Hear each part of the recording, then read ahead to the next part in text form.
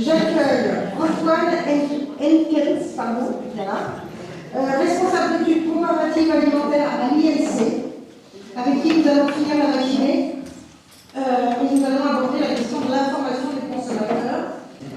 Antoine, pouvez-vous nous présenter brièvement ces missions? Sa tutelle, c'est un peu la même question que ce matin, je ne me suis pas embêtée. Ces missions, ça ou ces tutelles, ses effectifs, son organisation, donc le monde consumériste en France, il y a la DGCCRF évidemment qui pilote, attaché au ministère de l'économie et plus particulièrement au ministère actuellement des PME, du commerce artisanal et du tourisme. Et donc ensuite on a un triptyque d'organisation de la consommation en France avec l'INC d'un côté, les associations consommateurs de l'autre et les CTRC, donc centres techniques régionaux de la consommation, qui sont des antennes locales qui regroupent des associations de consommateurs notamment pour notamment répondre aux litiges individuels, etc., assurer des permanences. C'est assez unique, je crois, comme fonctionnement. Il n'y a pas d'autres pays où ça fonctionne comme ça. Et donc l'Institut national de la consommation se situe à cet endroit-là, un peu intermédiaire entre la CCRF et puis les associations et les CTRC. L'Institut national de la consommation peut le résumer en 4 missions. 4 grandes missions. La première, c'est le soutien au monde consumériste. Donc ça passe par un soutien aux associations de consommateurs, donc il s'agit de formation. On donne aussi la visibilité aux associations de consommateurs par l'émission Consomag. Je ne sais pas si vous connaissez, hein. C'est des petits spots de 2 minutes sur France Télévisions, à des heures de grande audience. Et donc ces Consomag, une grande partie de ces Consomag sont réservés pour les associations de consommateurs, hein, les COSA bien sûr. Donc donner la visibilité, et au CTRC aussi, donc c'est l'INC qui répartit les subventions au CTRC et qui leur donne aussi la visibilité par une autre émission qui s'appelle l'Instant Conso, qui est un peu l'équivalent du Consomag mais sur France 3 régions, et donc qui donne la parole au CTRC sur les questions de consommation. La deuxième mission, c'est l'information du consommateur. Et alors là, il faut bien comprendre, c'est l'information et pas la défense. Chacun ses prérogatives. L'objectif, c'est surtout de ne pas marcher sur celle des associations et des CTRC, bien sûr. Donc l'information, c'est-à-dire la communication d'information, c'est la production d'information. Alors on en reparlera, on a un média qui est assez connu, et puis on produit des outils de communication sur les réseaux, sur des outils pédagogiques, des MOOC, etc. Donc il y a plusieurs canaux de communication utilisés par l'INC dans l'information du consommateur. La troisième mission, c'est la production d'informations, c'est-à-dire que l'INC n'est pas qu'un relais d'informations, mais produit. Alors en fait, il a un centre d'essais comparatifs essentiellement, qui va mener des études sur des produits, des services, ou même des études juridiques aussi, et qui servent à comparer les produits entre eux. Là aussi, on se distingue de la DGCCRF, chacun ses attributions. Nous, on n'est pas dans des études de conformité, on va être dans des études comparatives. L'idée, ça va être de prendre plusieurs marques d'un même produit, par exemple, hein, puisqu'on est dans l'alimentaire, moi c'est ma spécialité, donc on va vous en parler plus tard, de comparer tous ces produits et de voir lesquels sont les meilleurs, lesquels sont les moins bien, sur quels critères, etc. L'intérêt, c'est aussi de dire à ceux qui font moins bien, voyez ce qu'on peut faire, on peut faire beaucoup mieux. Maintenant, on n'est pas dans un objectif on va jamais attaquer, on va jamais mettre des amendes, etc. C'est vraiment pour l'information du consommateur, quels sont les meilleurs produits de quelle catégorie. Et la quatrième mission, qui est un peu moins connue, c'est on assure le secrétariat des commissions des clauses abusives, qui est une commission qui se réunit assez souvent de juristes et d'avocats qui discutent en fait des clauses, des nouvelles clauses qui apparaissent dans les contrats pour décider si ces clauses sont considérées comme abusives pour les consommateurs. Voilà, ça touche un peu tous les... Voilà pour les missions. Alors, le financement. Le financement. Alors, donc un établissement public est financé par une subvention de l'État qui lui permet donc d'assurer ses actions de soutien aux associations, au CTRC, de produire le Consomag, d'assurer une communication institutionnelle aussi, hein, de produire des fiches juridiques, des fiches pratiques pour les consommateurs qui sont accessibles librement, gratuitement en ligne. Donc il y a une subvention qui sert un peu à faire toutes ces missions de service public. Et puis il y a une autre partie de l'information de l'INC qui est médiatique par un magazine qui s'appelle 60 000 consommateurs, que vous pouvez connaître. Et donc ce ce magazine est vendu, effectivement, et donc l'INC bénéficie de revenus également commerciaux via ses activités, donc c'est des revenus de presse. Voilà. Donc en gros, les deux sources majeures de revenus, c'est la subvention et puis les ventes en kiosque et en abonnement. On a aussi quelques revenus de partenariat qu'on peut effectuer sur certaines études avec des partenaires publics ou parapublics. Voilà. L'INC, c'est une petite entreprise, on est 54, je crois. Donc voilà, il ne faut pas s'imaginer une grosse structure qui regroupe des journalistes, des ingénieurs d'études, des juristes, économistes, documentalistes, des fonctions support, des fonctions de diffusion des ventes et... Mais en quoi cette revue est unique? Alors la revue 60 millions de consommateurs, c'est très particulier parce que la presse est indépendante, donc le magazine est indépendant et l'entreprise appartient à l'État. Donc pourquoi l'État garde-t-il un magazine indépendant? C'est un peu paradoxal, mais c'est aussi très intéressant. En fait, ça permet à l'État d'avoir un pied dans le terrain. 60 millions de consommateurs, c'est une marque qui parle aux gens, qui est quand même très connue, et qui est souvent citée par les gens dans les marques qu'ils connaissent. Ça permet aussi d'avoir un canal de communication assez adapté. C'est des journalistes qui savent parler, qui savent vulgariser de l'information scientifique, par exemple.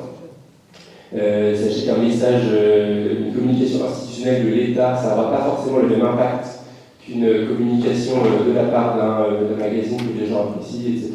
Donc c'est plus facile de s'immerger dans le quotidien des consommateurs. Ça permet aussi d'avoir un retour sur les politiques publiques. L'État garde ce magazine parce que ça lui permet d'avoir de mettre en situation toutes les politiques consuméristes, toutes les nouvelles politiques qui arrivent.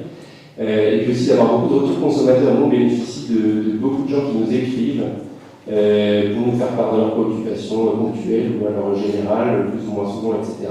Et ça nous permet de bien connaître, on va dire, le monde de la consommation et d'avoir beaucoup de retours individuels. J'aimerais qu'on revienne sur le CTRC. C'est un organe important, un peu menacé. Quelles sont vos relations, clairement, de manière opérationnelle avec les CTRC? L'INC se charge de la partie administrative des CTRC et distribue les subventions au CTRC. Donc les subventions sont décidées par qui? Comment ça se passe? C'est des subventions d'État qui dépendent des orientations politiques générales. Voilà, d'accord. Votre support, on l'a dit, le plus connu, c'est 60 millions de consommateurs, mais vous avez aussi un site internet. Voilà, vous avez des outils dématérialisés, quels sont-ils et quelle visibilité ils ont? Voilà, alors il y a plusieurs canaux d'information, soit institutionnels, soit médiatiques de l'INC. Donc notre site institutionnel INC Conso, c'est à peu près 5 millions de visiteurs par an, je crois.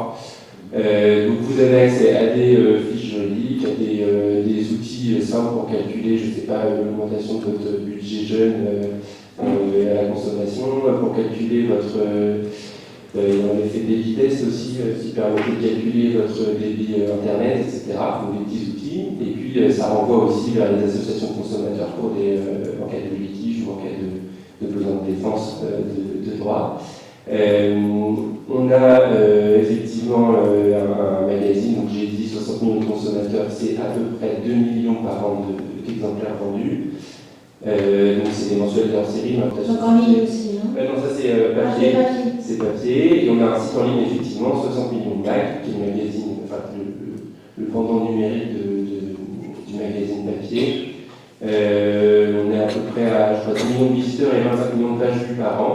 Est-ce qu'on peut dire que l'information des consommateurs, c'est votre principale mission, ou ce serait abusif? De vos droits par rapport à cet achat, etc., qui augmente. Alors nous, en plus, notre particularité, c'est qu'on produit l'information, enfin on produit de l'information, qui est en réalisant nous-mêmes des tests comparatifs de produits et services qui sont publiés notamment dans notre magazine. Notre sujet, c'est l'alimentaire. Est-ce que vous savez quelle est la part de l'alimentaire dans cette information? Ça varie un peu en fonction des années, mais on est à peu près à 30% d'alimentaire sur 2022. Pourquoi l'alimentaire est particulièrement important? Tout simplement parce que l'alimentaire concerne tout le monde et tous les jours. Voilà, globalement, c'est pas le cas forcément des autres secteurs. Il peut vous arriver vous appuyez sur les productions de la DGCCRF. C'était vraiment l'objectif de bien distinguer les deux missions qui sont toutes les deux essentielles à mes yeux, qui sont la conformité, c'est le nerf de la guerre, et puis la comparaison des produits. Est-ce que vous participez à la diffusion de la liste des produits rappelés? Oui, oui, alors ça peut être perçu comme un doublon, effectivement, par rapport à rappel conso. Nous, notre philosophie, c'est surtout pas de faire concurrence, c'est simplement que il y a beaucoup de visiteurs sur notre site, et donc c'est d'essayer de profiter de ce trafic important de personnes sur notre site pour les amener facilement vers les rappels de produits, pour qu'ils puissent aller voir assez facilement sur ce même site quels sont les produits rappelés. Donc ça passe dans vos labos? Alors, effectivement, une petite structure, on n'a pas de laboratoire. Il y a un expert pour chaque domaine de la consommation à l'INC. L'ingénieur prépare en amont pas mal de bibliographie, regarde la réglementation, mais pas uniquement, regarde quelles sont les substances préoccupantes, quels sont les travaux à faire de la recherche. Et est-ce qu'il peut arriver que vous subissiez des pressions, enfin, que des marques vous tentent de vous faire pression sur vous? Oui, c'est arrivé pas mal de fois.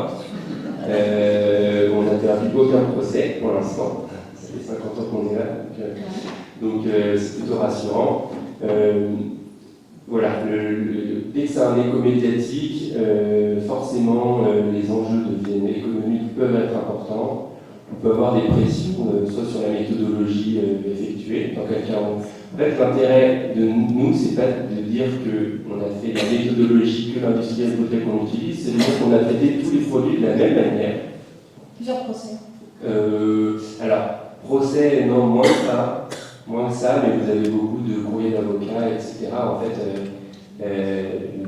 L'intimidation. voilà, en fait, c'est ce qu'on appelle les procédures baillons. Ça peut être des personnes qui vont essayer de faire peur en envoyant des courriers d'avocats, etc., en espérant qu'on arrête de tester le produit ou en espérant qu'on soit peut-être un peu moins méchant dans les numéros suivants, mais ça ne marche pas. Voilà, on continue à faire ce qu'on a à faire. La seule pression qu'éventuellement vous pourriez subir, c'est celle de votre tutelle. Alors, aucune pression, il n'y a pas de pression sur les résultats. Ce qui est publié dans le magazine, les études comparatives sont indépendantes. Donc en fait, même l'État est au cours de notre programmation, mais ne sait pas à l'instant T ce qu'on va publier, les résultats qu'on va publier dans le magazine qui va sortir dans 2 jours. Est-ce que vous avez une démarche en matière de consommation durable? Oui, alors c'est dans les objectifs qui nous sont donnés maintenant, les grandes orientations de l'État, c'est d'accompagner le consommateur vers la transition écologique. C'est aussi notre ligne éditoriale de tout. Pour conclure, avant de donner la parole à la salle, comment vous considérez l'INC au sein du mouvement consumériste? Côté INC, nous, ce qu'on aimerait bien, c'est continuer à produire et même produire davantage d'études. Parce que, en fait, c'est la base de l'information du consommateur. Notre relation avec le monde consumériste, moi, je